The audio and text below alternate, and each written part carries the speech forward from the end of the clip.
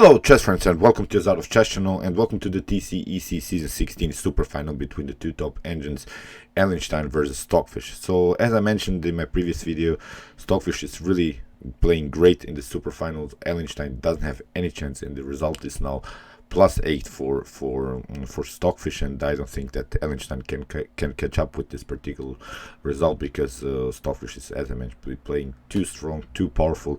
And today I wanted to show you really a great game. It was suggested by one of my subscribers. It's really the shortest ever played chess game between the two top engines in TCEC Superfinals, which is unbelievable how Stockfish brutalized the here Allie+Stein. And as I mentioned in the title, I think Joker would love this chess game, because yesterday I went with my wife, with my brother-in-law Antonio. You know all probably about him. He has the largest YouTube chess channel, and my sister, we went to the movies, and I watched this movie Joker, and I was really impressed by the movie. I think it's really a great movie. I haven't watched a good movie for a while now. I'm really sort of a criticizing guy when it comes to movies, so I said I really like this movie, so that's why I decided to bring up the Joker here also in the title and here in this video. So when you if you don't have anything to watch, go to the movies and watch this movie for sure. It's really a brilliance by Joaquin Phoenix. It's really a great performance by him. So it was also a great performance here by Stockfish that I wanted to show you. And it's unbelievable what Stockfish does in this game. It looks so easy against this neural network based engine Allie+Stein, really with a simple attack, which is a common attack in the nimzo Indian in the nimzo Indian setup. But really Stockfish plays this attack in such a perfect way, and I was really impressed. And I wanted also to thank you for suggesting me that I should publish this particular game. And let's see now what happened here. So we have d4 played by Stockfish, knight on f6 by Allie+Stein. We have c4, and now e6, the nimzo Indian. And now the most common way is of course to play knight on f3, the anti-nimzo. So after bishop on b4, I'm repeating myself a little bit, but here after bishop on b4 we have knight on d2, and if ever happens something like bishop on d2, then we can be captured with the bishop or with the queen, so we don't have any more this double pawn situation, which can be sometimes a huge positional weakness. So that's why here knight on f3 played by Stockfish. And here comes the common move also by black. It needs to move b6. This is also sort of a delaying move by black for those who are playing the nimzo Indian. So we are waiting now finally white to play maybe something like knight on c3 instead of knight on d2, and then to play on the spinning idea. So we are delaying the situation a bit, and you see now white does the same, also delaying, because white never wanted to play something like e3, blocking out the bishop. Now bishop on b4 would be again a good idea, because after knight on d2 and something like after that bishop on d2, after bishop takes or on d2, this bishop would be blocked out by by its own pawn. So that's why we're waiting white, from black's perspective, we're waiting white to do sort of a positional mistake here. So I'm not saying that white will lose this game immediately, but here I hope you realize this opening preparations are really important. That's why here g3, white is also delaying the situation. White doesn't want to play with the bishop or with the knight, waiting simply to black to play his bishop on b4 idea. And here of course bishop on b7, we have bishop on b2, and you see now black doesn't have any more pieces to play. Knight on c6 is not a good idea, because it can be followed with immediate d5 moves and similar ideas. So that's why here finally comes this move bishop on b4. We have bishop on d2, and this is now also still common theory. After potential bishop takes on d2, we have queen on d2, knight on e4 can be played. Then now after queen on c2, d5 would be the line that black will probably play. Castling in now. C takes d5, after e takes d5, knight on c3. So it's really an equalized game. Black has this very nice knight on e4, but it's already challenged, and you see now that this bishop, this light bishop, is blocked out by its own pawn. So from an endgame point of view, I think white would have the advantage, because then this d5 could become a main target in a potential endgame. But of course here, that's why after bishop on d2 here, Allie+Stein played bishop on e7, keeping all of the pieces on the board, waiting a little bit, and then to find a cracking move, sort of with maybe c5 or d5, challenging this mobile pawn structure that white has created here. So knight on c3, castling, and you see white would love to play here the move e4, but it's very well protected by this bishop and the knight. So that's our main goal here, to play this e4 move. So that's why here queen on c2 played by Stockfish. Knight on a6 with the idea to play knight on b4 and attacking the queen. So that's why a3 first, and now comes c5. You see, Allie+Stein uses this moment to finally challenge white center, and now comes the move d5. And this game from this point on is really dynamic, unbelievable game by Stockfish here. You see now the problems. If you take e takes d5, so it was played by Allie+Stein. Here knight on g5 was played. You can never advance the pawn on d4 or take d takes c4, because that's what I meant. You see white has played on this so-called positional pin here, waiting this clearance of this light square diagonal, and then attacking the bishop on b7. So that's why here knight on c7 was played. There is now this immediate tactical line if you try h6 to kick away the knight, because of course knight on f3 would then be a bad idea. Then we could play something like d4. This could be really dangerous, and it would be basically game over for black. So that's why for those who are playing this variation after potential a6, you don't have to react. Here h4 is very powerful. So after knight on c7 we can takes, and now c takes d5, and you see after rook on b8, now maybe rook on d1, and we are staying on our very powerful space advantage. Of course you cannot take this knight after h takes g5. If you remove the knight, then you get checkmated on the h file. So see, this is really great tactical preparation here already by Stockfish. So that's why here after knight on g5, here knight on c7 first played by Allie+Stein, now finally challenging this pawn on d5. Knight takes on d5 was played. We have knight takes on d5, c takes d5. Again, you cannot take because we simply take the bishop. If you take, then we have queen takes on h7 checkmate.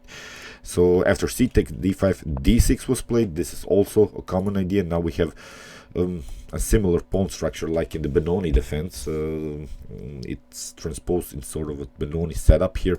White's idea is to play something like e4, then after that f4 and a potential e5 pawn breakthrough.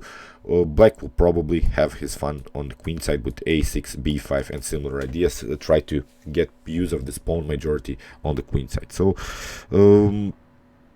here e4 was played, and now b4 by Allie+Stein uses this moment to advance the pawn, to maybe play something like a5 and then even b4.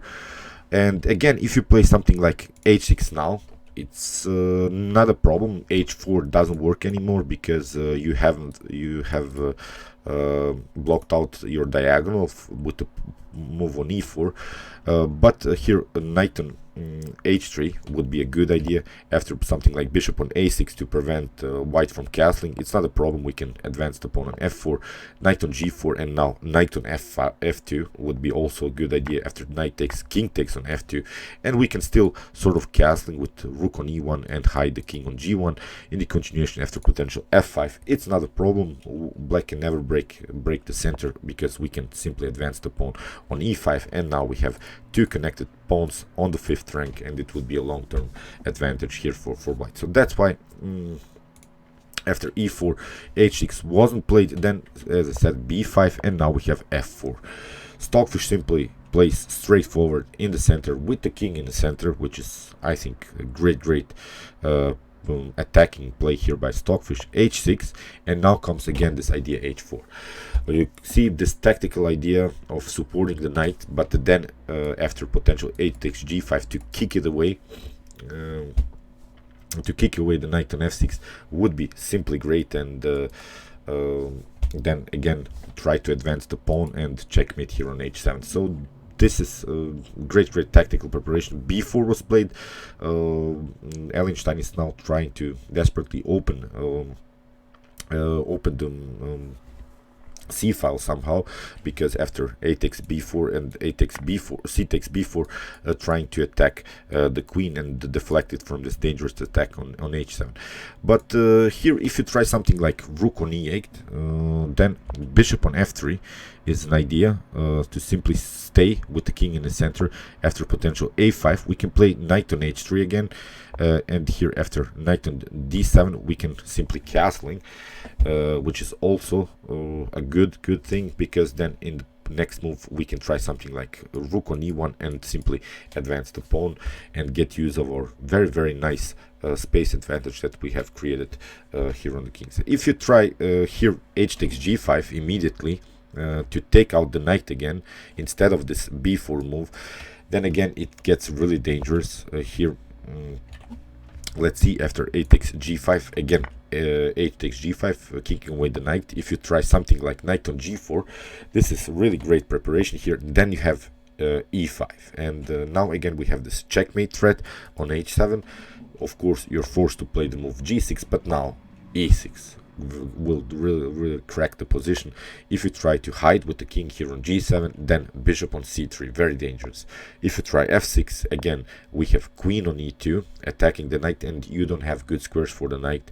Again, you can try something like b4, a takes b, c takes b, and now bishop on d4, staying on this very important diagonal.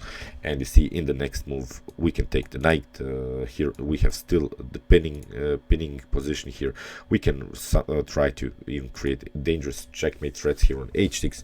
The g6 would be also weakness, so this would be a completely winning middle game for white. So that's why here b4, a takes b4, as I said, c takes b4. So Allie+Stein was probably trying here to attack the queen. The queen is aiming very dangerously here against the king, and now Stockfish plays e5. Very nice. So d takes e5, we have d takes f takes e5. Again, you cannot take with the bishop, because we'll simply take with the bishop, and here attack the knight. Then after that we can also take the knight. But if you play something like this, then again we could simply castling, and this would be also dangerous after potential rook takes on f6, bishop takes on f6, and then again checkmate. So great tactical ideas here by Stockfish, as said. That's why rook on e8 was played, getting some kind of a space here. Here king on d1 was played, getting out of this e-file mess.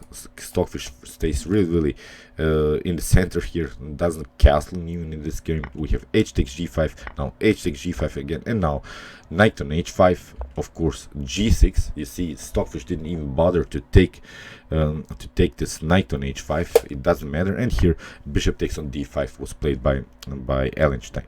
Now we have rook takes on h5, and if you play something like bishop on g2, then it gets really dangerous, because first we have g takes f7. After king takes on f7, you see we have e6. It's very powerful. You have to take the pawn, because if you play something like king on f6, then queen on f5 is immediate checkmate.